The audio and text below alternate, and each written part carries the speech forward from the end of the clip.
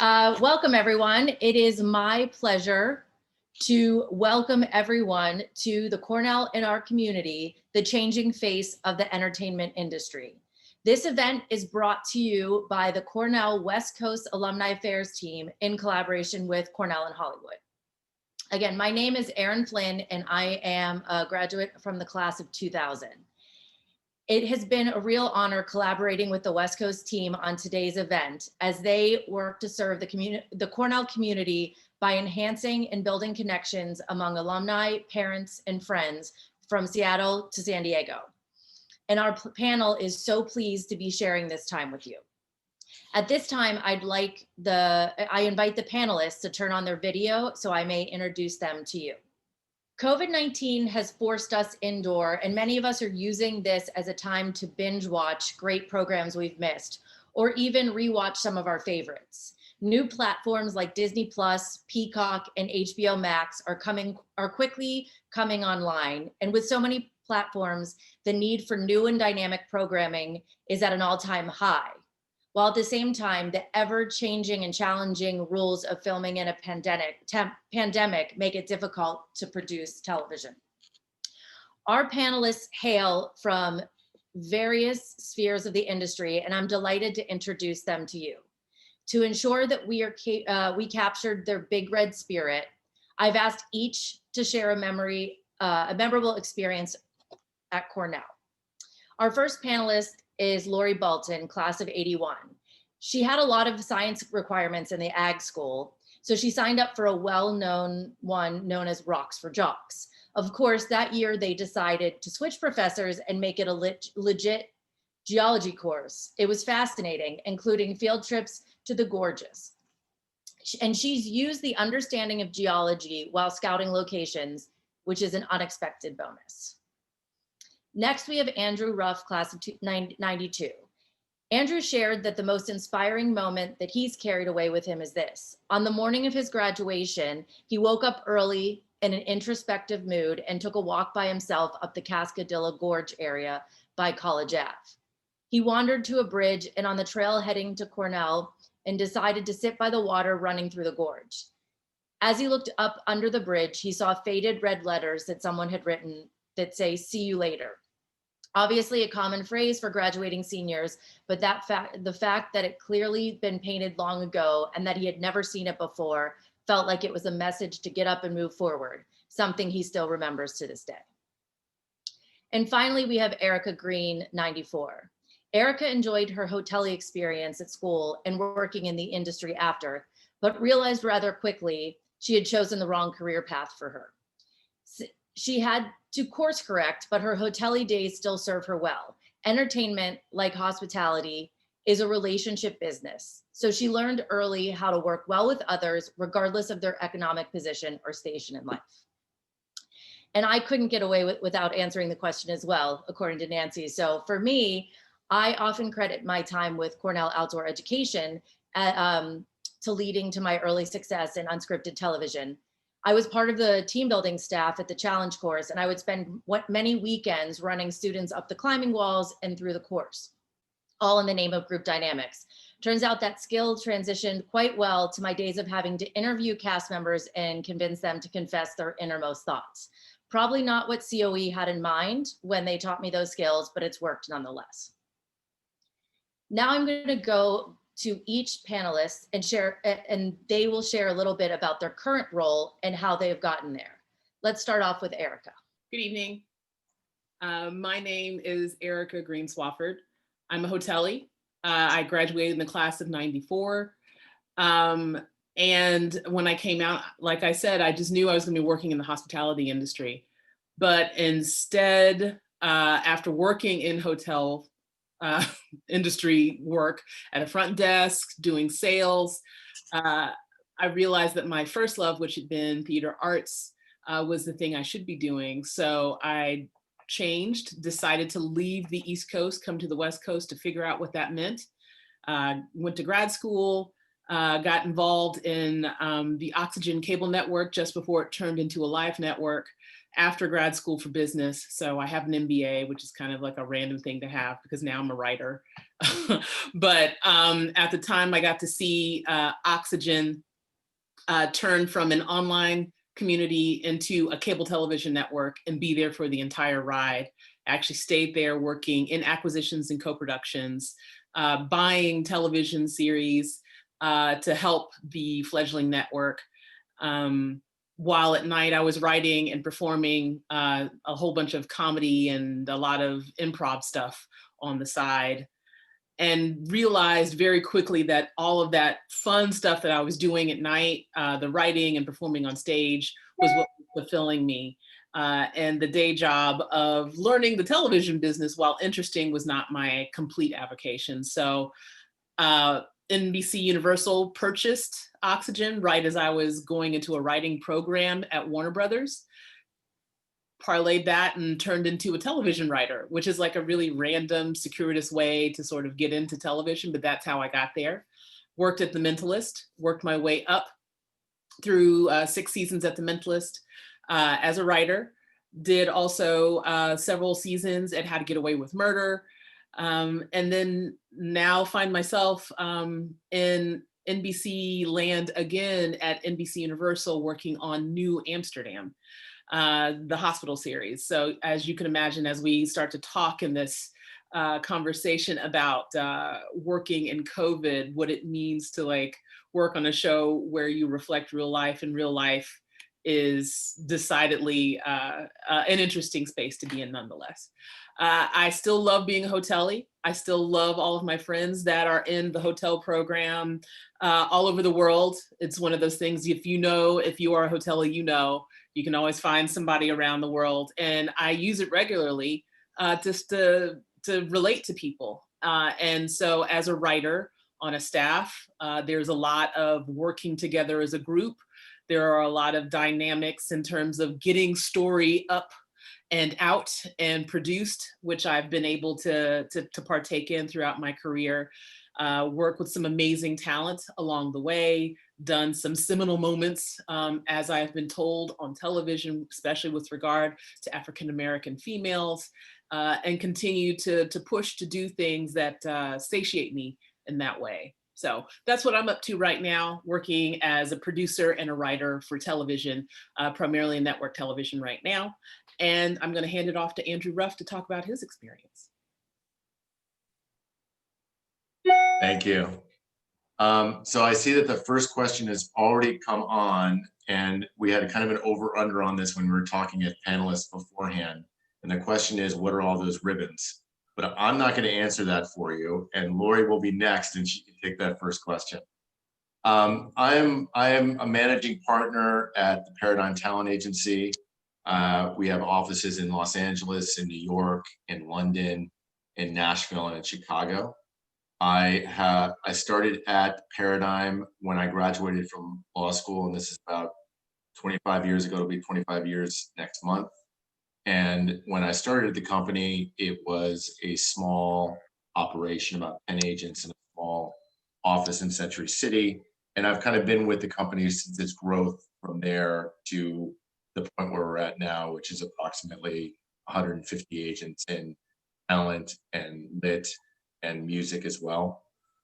We're a full service agency, meaning that we cover Broadway, we cover books, we cover television and film, and we cover live events and music, as well as television packaging, film packaging.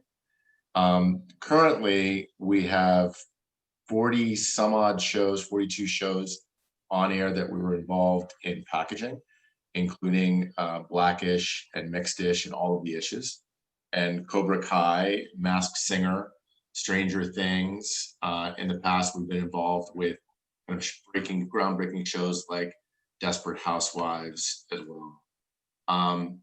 I think that from my perspective, this is such an interesting time to have this conversation, because we were talking about this, I think, 2 weeks ago, and we were just starting to talk as panelists, and I was saying to Erica, gosh, I certainly hope that these productions stay up and keep going, because the productions had just started getting in place.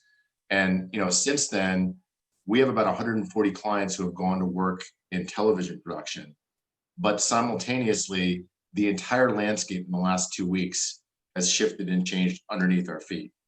And I'm kind of excited to talk about that with everybody and look forward to the conversations tonight. And at that, I would like to pass the baton to Laurie to answer our first question. All right, I will answer the first question first. The ribbons, I'm having some problems with the internet in my office. So I'm in what used to be my daughter's room, and she is a horse trainer in Aiken, South Carolina. And she's been riding since the age of 5. And this is the remnants of her from her living in this room. They're her horse riding ribbons from competing. So that's that story. I am a location scout. When I was pregnant with my daughter, I started working as a location manager. And when I was pregnant with my daughter, I switched to scouting. That was about 30 years ago. I have been very fortunate to work with great people on great projects, everything from Memoirs of a Geisha to Seabiscuit to the Pirates of the Caribbean movies. When I was raising Sarah, I focused on working in Los Angeles. And once she got into high school, the incentives kicked in and I started traveling more. And until COVID hit, I was very merrily doing a lot of international scouting. I was scouting for Marvel Project in Vietnam along the Chinese border. I was scouting for Jungle Cruise, following the Amazon through South America. It's been an incredible job where I just find myself in these positions where I can't believe I'm seeing amazing things, meeting amazing people, and a number of hoteliers, by the way, as well around the world. But I have really enjoyed the job. Since March 13th, my job has kind of been on hold. I've had a lot of consulting jobs since, and it's been very interesting being out there scouting in a COVID world.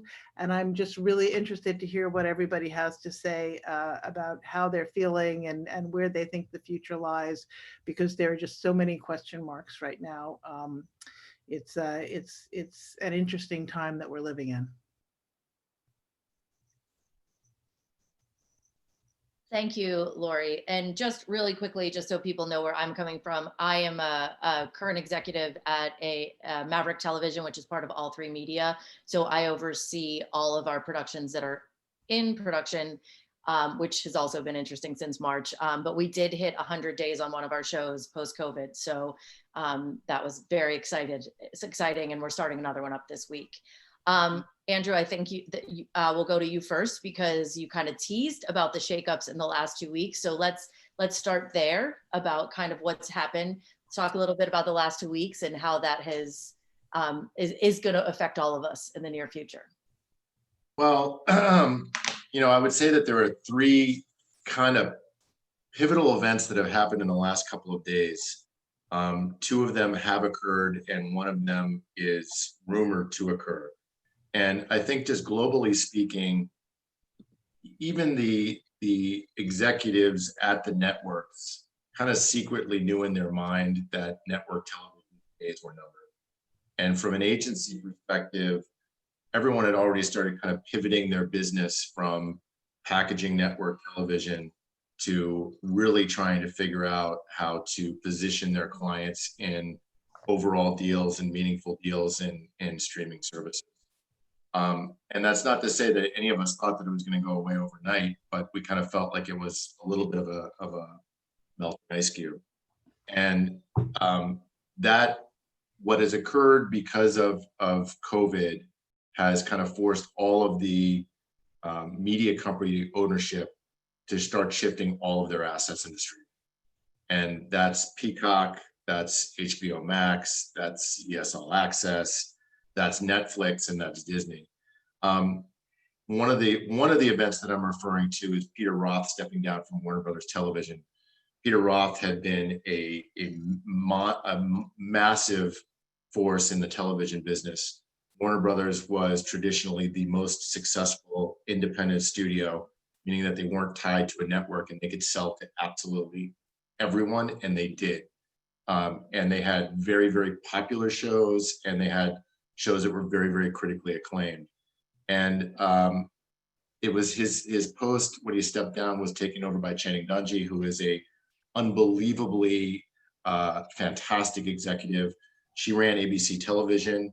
She is the one who took the chance on Blackish when, you know, looking back, it kind of seems like a no-brainer with the success of the show, but it was a very, very brave decision at the time to have a African-American all lead cast on a network television show that was going to talk about issues in society. And she went from there to Netflix, where she was running programming over at Netflix and was the number 3 executive over there. And when she left, everyone was a little bit scratching their head and knew that it had to be something pretty fantastic to do so, and that's what it was. So her leaving to go there kind of signals, and I look forward to hearing what the other panelists have to say, but it kind of signals to me that Warner Brothers is going to start to become a little bit more of a captive studio, and they're really going to be focusing on making a lot of content for the HBO Max platform. So that's number one. You know, number two, which has happened is that I've started to see a number of shows that were on CBS All Access, including the Coney miniseries, has kind of shifted over to Showtime. And that was kind of curious. That was interesting to me, but it also signaled, at least to the agents, that the CBS streaming platform hasn't kind of caught fire the way that they had hoped to do.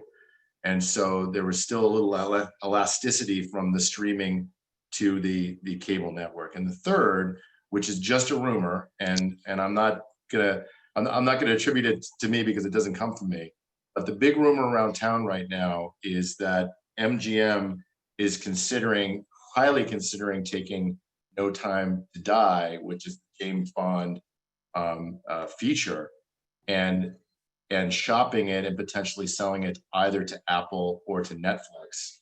And the rumor is that they're asking for $600 million for a 1-year license on the movie.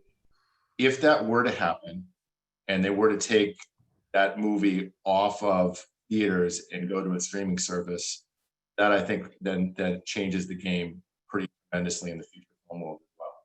So I think that's kind of my start, but the landscape is shifting under our feet as we speak. Quibi's gone. Yeah, and Quibi's gone. So $2 billion, and they were only functioning for like 6 months. Well, and the big question there was that what, you know, we were kind of kicking that back and forth today. Would that have worked if it came out 6 months earlier, or would it have worked if it came out 6 months later, or was it just the wrong idea just the wrong idea for content delivery? But there's a lot of money. I mean, I took a couple meetings for shows on that, and I never got it. So I thought maybe it was just me, but I don't think that's the case at this point. As a person who started at Oxygen when we were like, yeah, all of this amazing original content will save the day.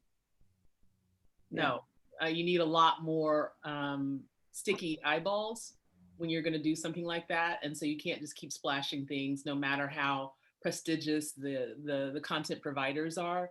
If it's not mashed potatoes that people are willing to sort of sit there and eat, I don't think, because I too took meetings there, and I was like, oh, I don't know, this is exciting. You're throwing a lot of money around, but I've seen this before on VHS and Betamax, so.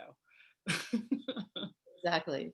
And Erica, while you're talking, I know we talked about this when we had met before.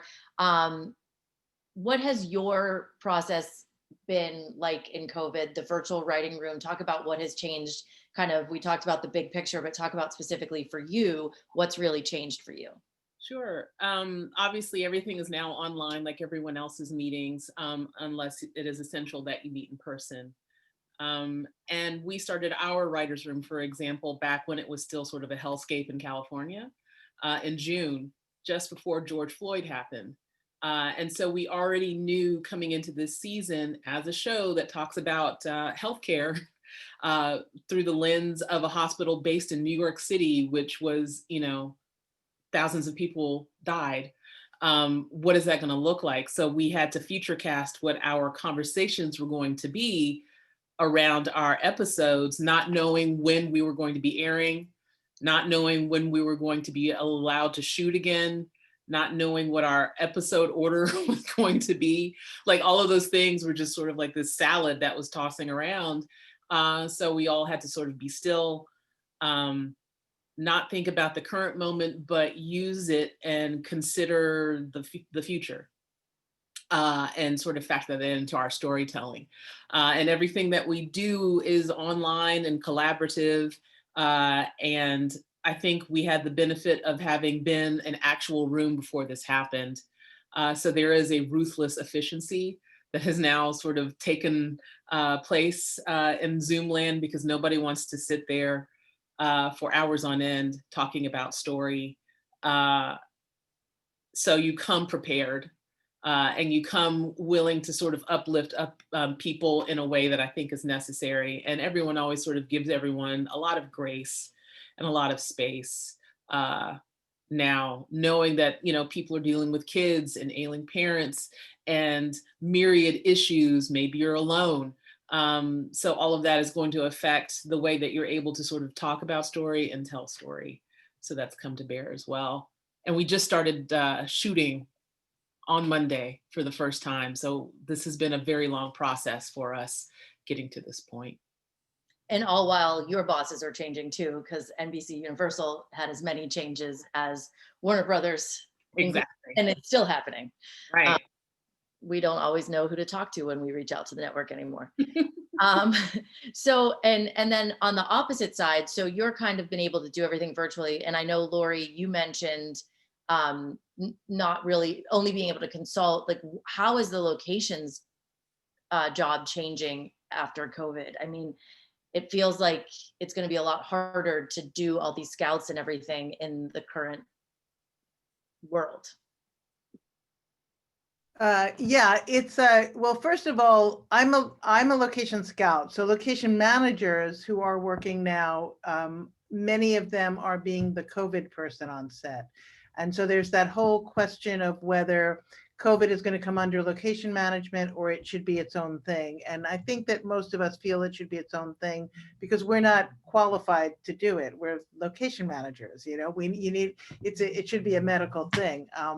So that's one thing on set. And I think, you know, and I worry about the future of my job because everyone's trying to figure out ways to be on set, or like right now I'm working on a possible project for Amazon that Aaron Sorkin has written and is directing called Being the Ricardos. And it's about Lucy and Desi. And so what we're trying to do is we're trying to find a location in Los Angeles that can work as 5 or 6 possible locations, as opposed to finding 5 or 6 separate locations, so that they can be on stage for a good chunk of it and be safe in that environment. And then we can move them to just 1, possibly 2 other environments where they could be for a longer period of time so that they can create more of a bubble around them. And it's very difficult because where you could usually work with a parking lot this size, you now need a parking lot at least 3 times larger because you have to isolate the A, B, C, and D groups around the camera. So you have to keep, you know, everybody needs a separate eating area, a separate resting area, a separate bathroom. It's like, it's a huge, enormous footprint. And then just scouting before you even get to that is crazy just because you don't have bathrooms anywhere. I mean, it's like such an obvious thing that you don't even think about. But when you're out there, you know, 12 hours a day just driving around, nobody will let you use a restroom. And then once you're scouting with the production designer and you need to take them to lunch somewhere, it's this whole complicated thing about, well, we have to pick it up somewhere. So where do we go to eat? It's like, it's nothing is simple anymore. Everything has, you know, you think about one thing, and instead of getting answers to a question, every question just seems to lead to 10 more questions. So it's a fascinating time to be working. It's frustrating, but it's also great to be out there on the front lines and trying to figure out how can we do this, because we all love what we do and we want to keep working and we want to keep telling stories. So it's kind of crazy.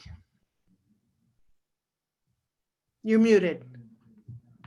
Our mutual friend, Michael Chicky, made the joke that as a locations person, car rides are so important because you hear what everybody's thinking, what the director's thinking, this and that, and you can't be in the same car anymore. Exactly. So like Exactly. Yeah. it changes the game completely. And just think about the insanity of having 10 cars going to a location somewhere. Everybody gets there at a different time. You're like sitting there with the property owner, like, okay, we need to wait for, it's like, it's just, it always was a business of herding cats. And now it's like herding cats who are on LSD. I mean, it's insane. Do you think that we're going to see more things happening on lots because of that? Or do you think? I don't think so. I think that we're gonna figure this thing out. I mean, I have to think that we're gonna figure this thing out because I keep looking at the light at the end of the tunnel and I'm still not sure whether it's an oncoming train, but I have to believe that it's not, and that we're not going to be confined to sets, that we're going to be able to. However, even before COVID, I was doing a lot of scouting for a lot of plate shots, and I would be very happy to be the queen of plate shots because you could go anywhere in the world and not have to worry about the footprint, so I don't need to any longer be near hotels or near airports or whatever, which is what I was doing when I was scouting up along the Chinese border in North Vietnam. So that, so we can be, I mean, I'm sure we will be seeing more of that, but I still think that there's no replacement for the authenticity of locations. I mean, that's a big thing about the Location Managers Guild, and we're having our awards this weekend. We really think that locations are such a creative part of the story, that they're a character and that they really add to the director's ability to tell his or her story. So I hope that this doesn't mean that we're confined to stage work only. Can you just, for those that don't know, explain what plate shots are? Plate shots would be I'm sure you guys all know green screens. So they would send a special crew with me. I'll give you a great, for instance, not only plate shots, but they used LiDAR, like on The Lion King. I got to spend a lot of time in a lot of places, but we focused on Yellowstone. And we shot at the height of summer, and they said, no, you can't do that. And I explained that it was literally me and two other guys, and we went and we did it. And they used this equipment to get a 3D image of the geyser, basically. And when they brought it back, they recreated it so that the characters, the hyenas in this case, could walk around the geysers. And I mean, it's kind of amazing. So it's just a great melding of the real world and the stage. So and the technology, I mean, just in the time we've had this conversation, the technology has already improved. It's amazing how fast it's going. That actually segues into one of the questions that somebody asked, which was, how does the video game industry fit in? And as a computer science major, are there opportunities in entertainment other than video games for computer science? And I think that's a very good example of computer science. And we've had a lot of Cornellians, George Joblove at Sony and things like that have been computer science majors at Cornell, that have had very successful careers in visual effects and all of that. So Andrew or Erica, if either of you guys want to jump in, I mean, we know that, Laurie's out there trying to figure out locations, Erica's in a writer's room, but kind of how are deals getting done right now? How are pitches working on Zoom? Are deals being done?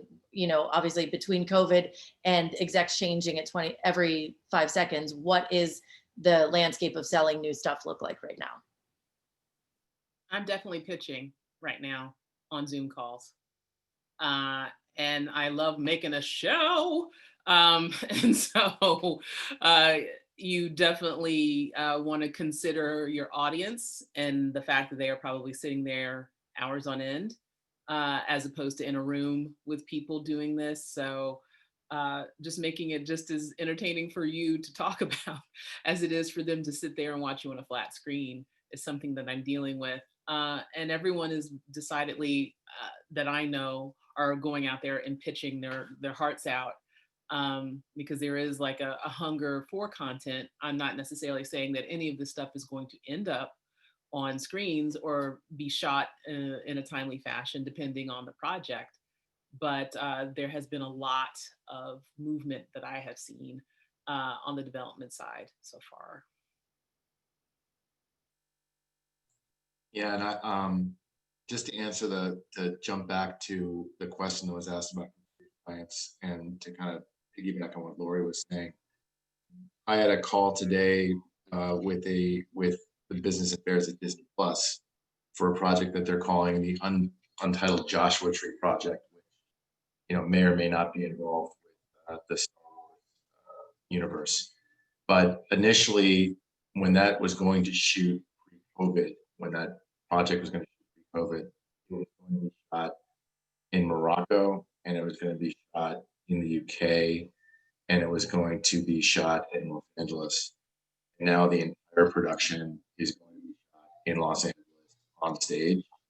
And I can guarantee you that that finished project is going to look massive. So it's pretty incredible how far the technology is going at this point. As far as the sales go, it's very, it really is still a little bit of the golden hour right now. We're seeing a big focus on underlying IP. That's a trend that we're seeing in a major way. But our television creators and our and our future creators too, who are in that television space, are super busy with the Zoom meetings.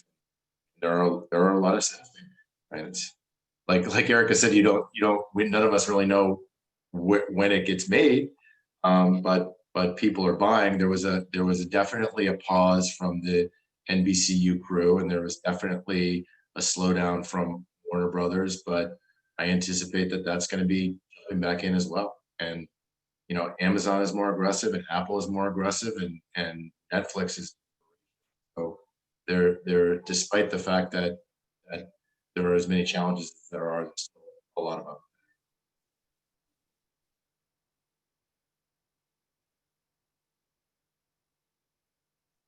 And for you, you also do live entertainment and music. And so is it really most of that's a lot farther away, right? Yeah. It's at first everyone was kind of what was looking towards Q2 of 2021. First, everyone was looking at the fall, and that went away, and then it was of 2021, and now everyone is pretty resigned on the live front that you're not going to be seeing anything until Q3, which is still like a whole nother year. Yeah, which is also another interesting trend in that you're seeing a lot of music clients who traditionally would be focused on touring being much more open to doing film and television, producing film and television, collaborating with showrunner creators.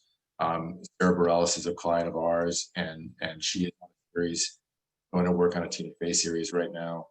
Billie Eilish is a client who is very intensely personal about her work and has been much more open about pursuing producing opportunities. That's an area where you have a group of artists who don't have the ability, besides making music, doing what they love to do, and they're brand.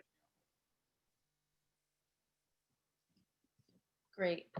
And I know, and Andrew, this is something kind of pivoting on that you had mentioned before, that up until this moment, the entertainment industry was considered recession proof. And now we've kind of shown that it isn't. So what things do you guys, Andrew, if you want to start this, but anyone jump in, like what things do you think will change? Because obviously we've just proven that we aren't in fact recession proof. Well, I think that in the agency world, at least, everything has been challenged in terms of what is the relationship between agents and their support staff? What is the relationship between an agency and its clients? What are the scope of services? I mean, our company is considered a mid-size agency. probably somewhere between the fourth and largest company. CAA and William Morris, and to a smaller degree, became massive media companies. I mean, they were content creators, they were agents, they owned sports divisions. It was a massive media company rather than a traditional agency. And I think that really the larger the agency becomes, the more challenged they are going to be to stay the same size during this time period.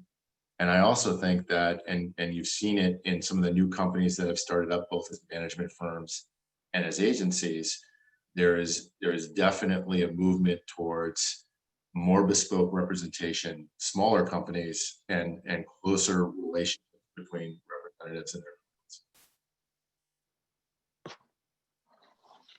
That makes sense. And along those lines, you know, obviously this has changed a lot, the writers' strike and kind of what was the deals between agencies and writers and the WGA. COVID has kind of adjusted that. And so if you guys want to speak on that, and then also Laurie, if anything's changed with the location managers, you know, guild, and the, you know, talk a little bit about the unions and the shifting front on that. Erica, if you want to start with the Writers Guild. Sure. For those that aren't aware, there was a pullback from the Writers Guild from our agents last year because of packaging. And the agency strife has been resolved with pretty much everyone except for CAA and WME, which are still in ongoing talks. So there are a lot of people who are now back with smaller agencies or mid-size agencies or agencies such as Paradigm, which are, you know, majors that are abiding to like a sunset of rules with regard to packaging and making sure that there is more daylight and understanding how people's transactions would affect writers moving forward. It left a lot of writers for a long time without representation, and sort of made some of them start to question how they were going about working as a writer in the industry. A lot of people were, you know, becoming a bit more self-sufficient because they didn't have agents. And then this pandemic happened and everyone was like, wow, I need a job and I don't have an agent. And this is a difficulty. And some people were able to work around it. The WGA did instill a platform. And so that was helpful for a lot of people. And now, you know, for example, I still don't have an agency because my agency is still in negotiations with the WGA, but people want to work. And even though we're not shooting anything, that doesn't mean that ideas and people aren't still being fecunded with regard to their creativity. So they're just having to find much more creative ways to sort of make that happen. And as well as dealing with the streaming services, which have changed the way that the monetizing, the way that people are going to be getting paid moving forward for their work. So there's a lot that's coming to bear for writers who want to get stuff on. It's becoming a lot smaller. It's the turnarounds are shortening. I'm on a show that has 22 episodes, but if you're in the streaming land, that's insane. You're doing 6 episodes, 8 episodes. So it's becoming kind of like the BBC, where you're continually having to look for more work to be able to afford to live. So people are taking a lot of those things into account when they're looking for projects and stuff like that. Yeah, I would say it was, I guess, about 16 months ago that the Writers Guild and their members took the position, and they were really looking for things from the agencies. One was a commitment that the agencies would not package or not take packaging fees, and the other that they would limit their ownership into companies that owned content. And it was particularly difficult for the largest agencies to deal with that because the majority of their historical revenue came from packaging fees.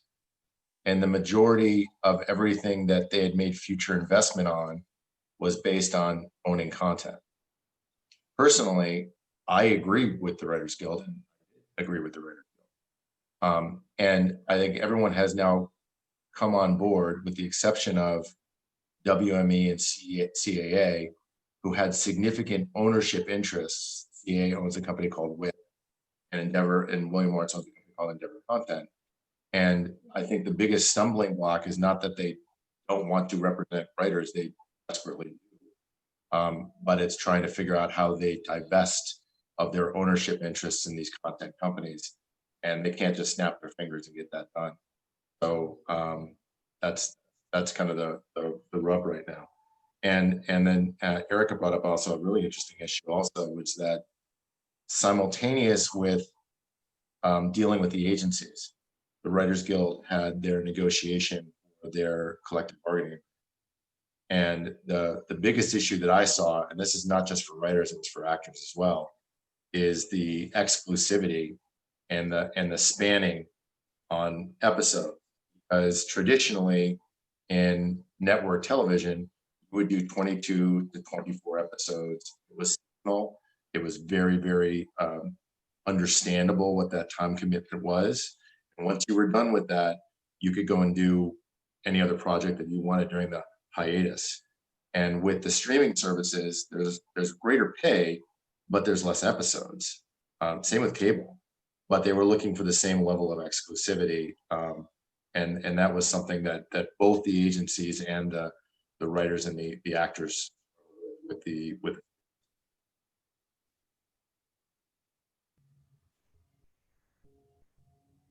Laurie, is there anything happening with the? Well, I just think that anytime there's an upheaval like there is now with the pandemic, the whole power paradigm shifts and everybody is out there grabbing for what they can get.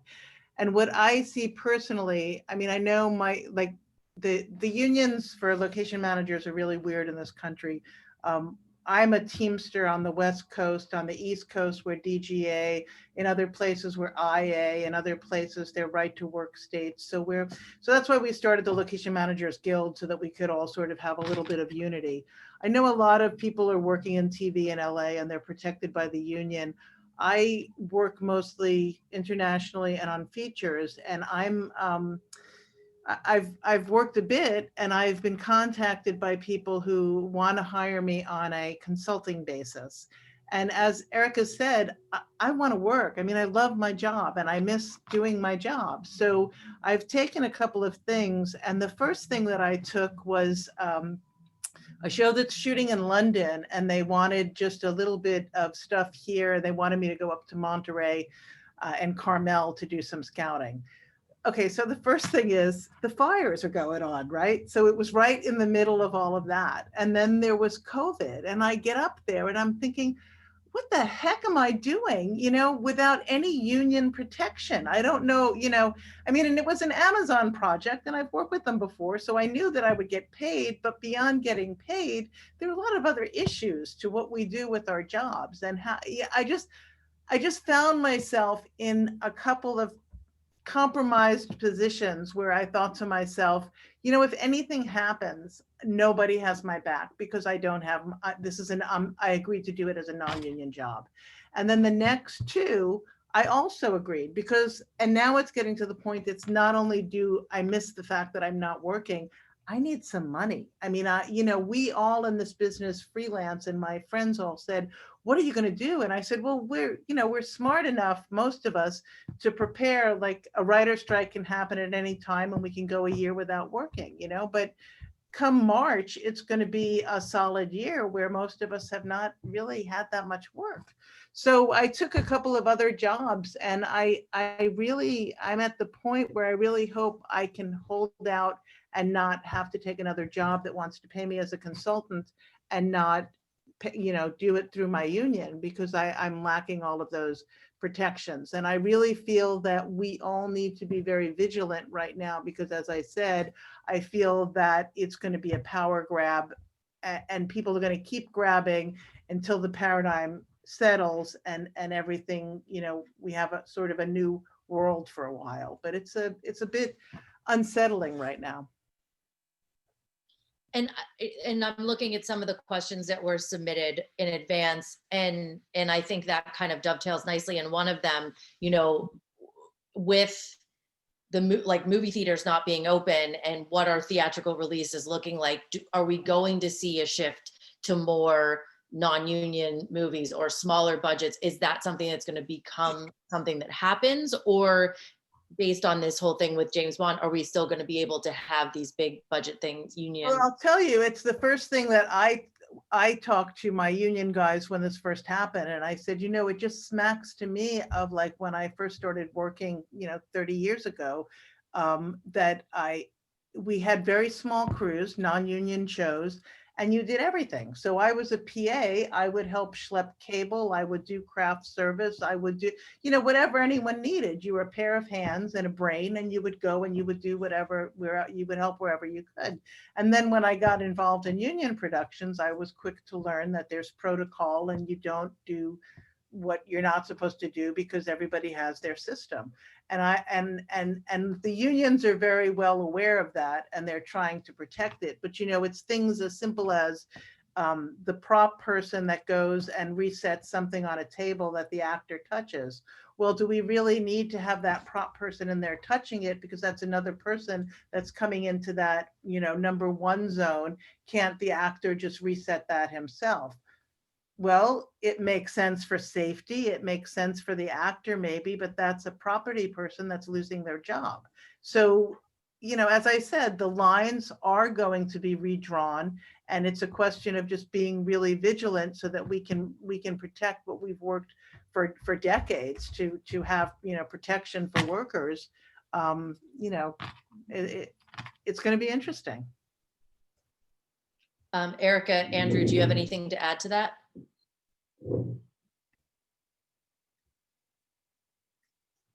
Okay, well, so that actually kind of, you know, you're talking about your experience as a PA. One of the other questions we got, there's actually one question submitted today about getting started, another one about ageism and the other way. So we'll start with getting started. Somebody's wondering, is this a good time to try to get started? And kind of, how do you think trying to be an actor right now will work? And, you know, I know it's like all Zoom auditions and things like that, but what are your thoughts about trying to get started right now as on-camera talent? So I'll jump into that. I think the one thing I would say to the last question is I've been surprised with the number of smaller independent projects that are going right now. I've really been surprised. And in the feature world, production at the studios has really stopped pretty short, unless it is a completely self-contained project. So television production will continue to go. I think that it's going to be a beat where studios get back to work in a significant way, and independent projects seem to be thriving. And the question for me really is, where are we going to be able to see them, and how can we consume them? But as far as getting into the business and being an actor, I mean, look, there is no good time ever to get into this business. You have to be a little bit crazy to want to do this, either as an artist or as a business person. It's just you got to just absolutely can't imagine yourself doing anything else. That being said, you know, my wife is a talent manager, and I, you know, for years I was a talent agent and oversaw the talent department. The sets are more contained, as you know, as Erica was saying. It's like there's not a huge number of extras. There's not a huge number of co-starring roles, so it's going to be more challenging in the short term to get started. But there's still the agencies out there. There's still managers out there, and talent will see through, and people are going to keep making television shows and ultimately feature. So I don't think it's any. I mean, it's a more challenging time, but I don't think it's a worse time. If this is what you're going to do, then you need to get out here and start doing it. Definitely have to just be hungry. Yeah, the landscape is changing underneath our feet. So get ready to dance. People have to be hungry. And regardless of whether or not you are a writer, you write. If you're an actor, you act. You figure out how to make that happen for yourself. There are so many different platforms now that you can work on your craft in a time period like this. I know that, my younger siblings have been glued to TikTok and to places like that where you can make a name for yourself, because a lot of what's happening in the business is, do you have a following? Do you have sticky eyeballs? And sometimes that can be an opportunity for you. So create things that platform you in the best light. Put it up on YouTube, put it on the gram, get some people interested in you that way. But then also, if you want to be an actor, really don't just be cute. Don't be pretty. Actually work on it. And there are plenty of streaming things that you can do to also just sort of work on your craft as an actor. Same thing as a writer writes. And even when I worked at a hotel, I was writing behind the front desk. When I was a cable TV executive, I was writing when I was supposed to be doing my job, but I was still writing, you know what I mean? So, and put that crap up. During the pandemic, I did a thing with some friends where we were reciting poetry that we wrote. We put it up on Instagram because that was just a thing. You can figure out ways to tell stories. As Andrew said, all of these scrappy independents, which I love, are getting these opportunities to do things because they're, willing to do a shoot in a house and only have, the one person holding the paper towels who also was doing macaroni and cheese for the crew and holding the boom mic. And, there are ways that you can make it happen. And it's an economies of scale thing. People sort of forget that a $600 million movie can also be made with an iPhone and yourself on a much smaller scale, because all of those different principles are just being done by less people. And the more experience you get being small, young, and scrappy, the more likely it is that when you are on a set where there are millions of dollars involved, you're like, okay, I see what this is. I know that if this problem arises, I've seen this in some iteration somewhere before, so let me just try and attack it in that way because of those experiences that you've availed yourself of. Yes, because everyone has that moment, that story of this is when my career changed. You just have to be ready for it. There's no linear paths in this business. Someone brought up the Ron Howard thing that was announced, the Impact Creative Systems, about working with upcoming talent. Do you guys know anything more about that? I know it was in the LA Times today. No. I'm not as same. I read it at the same time. It was kind of getting passed around between the agents this morning, but I don't have real insight into that. I feel like everyone's been just following the firings. There's no time to learn the new stuff. There's just knowing who still has a job has taken all of what we've been reading. But so to go back to, so we talked about kind of getting started. One of the other questions that was submitted in advance is about ageism in this business. And with all of this talk about diversity and looking to hire women and minorities, is there anything being done to change the ageism in diversifying age-wise? I think it's fundamentally a very, very challenging question. In this respect, I think that all of the studios acknowledge that historically there has been a very, very strong bias, which did not favor women, which did not favor people of color, which did not favor LGBTQ, and it seems like there is a necessary and needed focus towards that. Simultaneously, I think that the concept of ageism is real. I think that it is something that has to be addressed and has to be focused on as well. And I think that occurs with with every part of the business. And I think that we need to figure out a way to do better. There's no simple, I think that trying to do, the right thing from a studio perspective, needs to embrace that as well. But I don't think that it has been of the forefront in the studio's minds the way that it probably needs to be. It's just a very, very difficult issue. Yeah, like Andrew said, it is challenging. We're seeing a huge graying of America as baby boomers come in and take over, and they have sex, they have lives, they have things. It's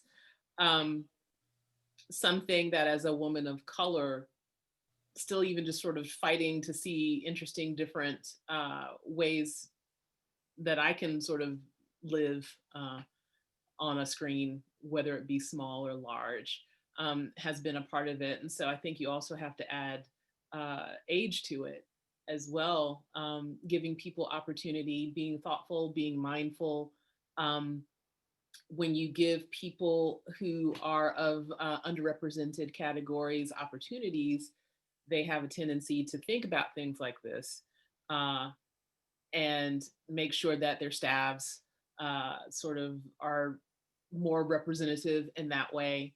I know through the WGA, they have a longevity committee for writers who are above a specific age, because even they are not looked at as being, useful, and yet they have these like amazing careers that have shown that they know how to write, they understand story, and it would be actually kind of useful to have their perspective because they too have been 25 before, or so I think that there is lots of opportunity to bring people in and start people later.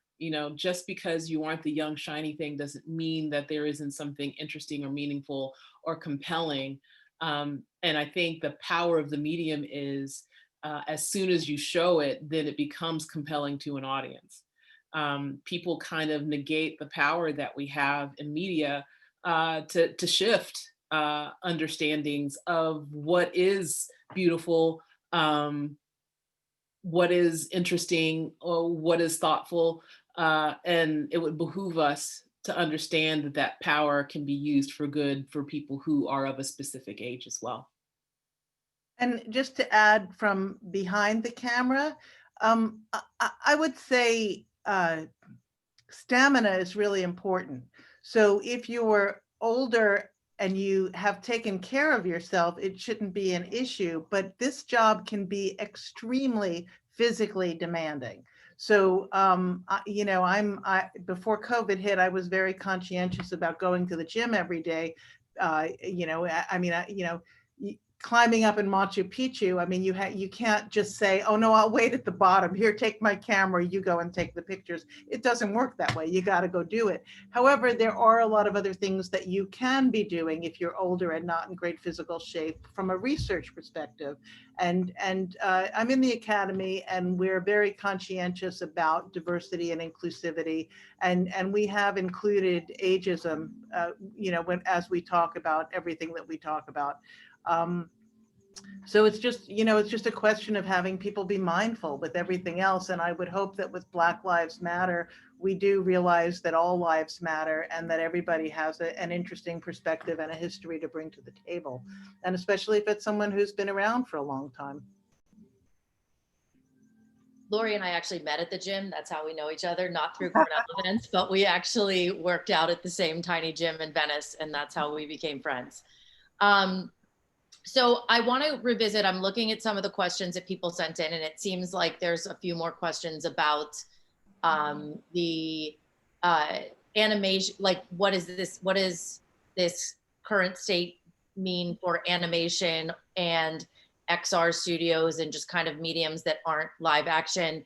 And there's even one question of like, as a cartoon artist, is this a good time? Are there ways in, or is it just the web? So what, can anyone speak on the current state of animation and what studios are looking at? I can't personally talk about it, but I do know because of the timing horizons, sometimes it'll take 3, 4, 6 years to do a project. I don't think that they are affected in any way in terms of that. Um, but as a young person trying to get into the industry, I unfortunately don't know enough to speak cogently about it. Yeah, I mean, what I do know is a lot of it's in Canada. Like I know that, like I'm working on developing an animation project right now, and I know that I keep being told that everybody's in Canada. So I do know that, but that's about as much as I know. Andrew, do you have? No, I wish that I could give some more productive insight, but I really can't. I mean, as far as the, XR Studios, I mean, definitely. I mean, that's kind of what I was referring with the Disney Plus project that I was talking about. You're definitely going to see much more of that. As far as animation goes, I don't have a help. Yeah, I do think, Erica, you're right in saying that like they take so long to make that it's not like a quick fix for COVID, as far as like you can't just get a bunch of animation out, because I know like I don't know why I was surprised at how long it takes to make something, but when they sent me a budget, it was way more weeks than I thought it would be to get. I was like, oh, I guess I didn't think about it. It's 8 weeks to storyboard before you do the first round of animation, and then you have to do the live animation on top of just the sketches. And so I was like, oh yeah, I guess so. I don't know that it's a quick fix um, for that. And I guess no one really knows anything about submitting characters or anything for, yeah, I don't. I guess I'm looking through to make sure we had all the questions answered. And I guess one thing that is a good kind of ending question too is, what are the lasting effects do you think that this time will have on the industry? Do you think, I mean, I don't know when I'm going back to an office. Do you think there are big lasting effects that we'll see, or do you think it will slowly inch towards the way it was before? I love my family so much, and I said this to my wife the other day, that I love her, but I may need to move and get my own house, even if it's for 8 hours a day. It is insanely difficult on all of us. My wife works full time. I work full time. All children who are schooling full time. And the Warner Brothers announced last week that they are not having their employees going back at least until June of 2021. And the rumor, I think it's like every day there's 1,000 rumors, but the take last week was that CA was going to tell their employees that they're not going back to the office at least until September of 2021. That scares me in a couple of different directions, because both of those companies are in very, very active contact with state governments and our city governments, and that it kind of signals to me that's how they're seeing how they're seeing the pandemic.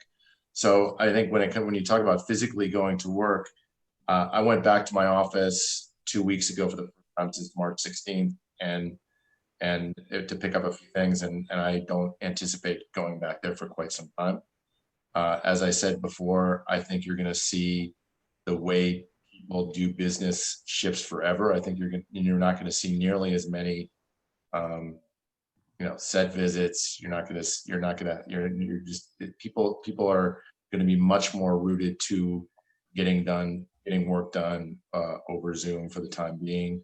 And I think that you're going to see companies on the service side shrink.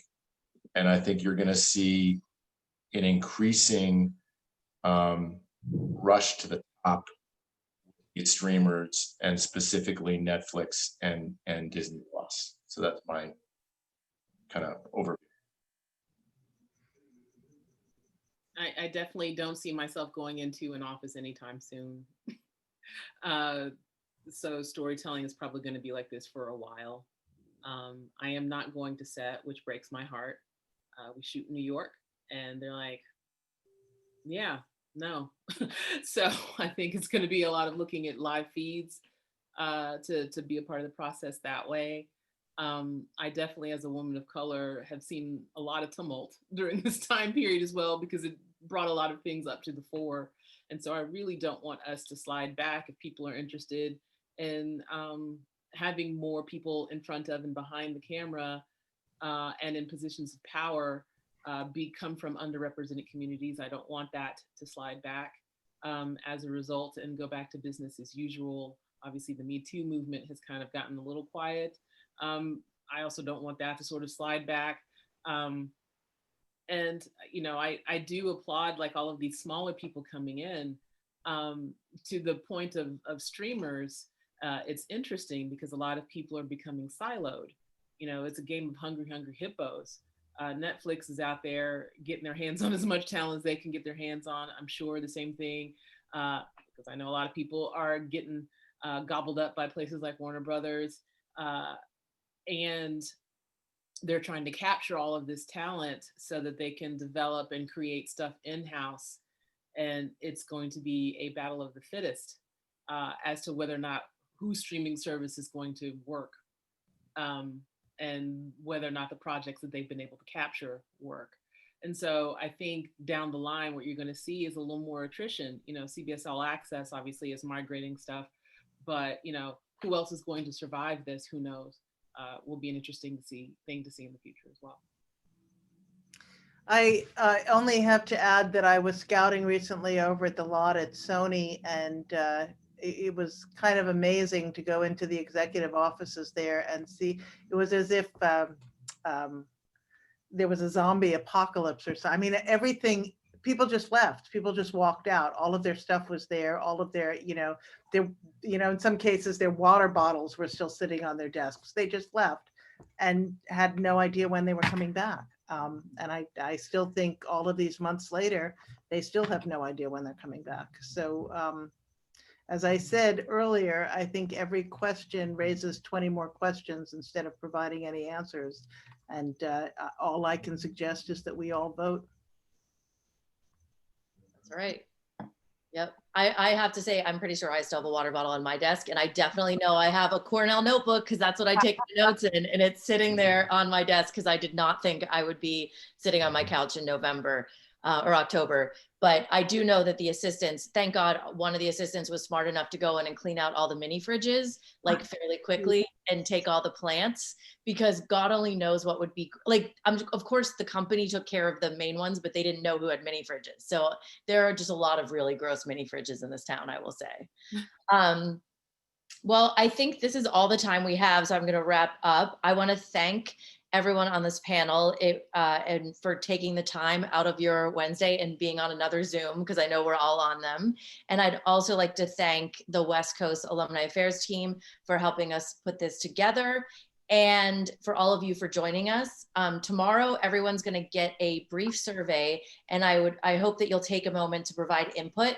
It's really important for the team to know what worked well and what didn't, so we can continue to hone in these digital programs.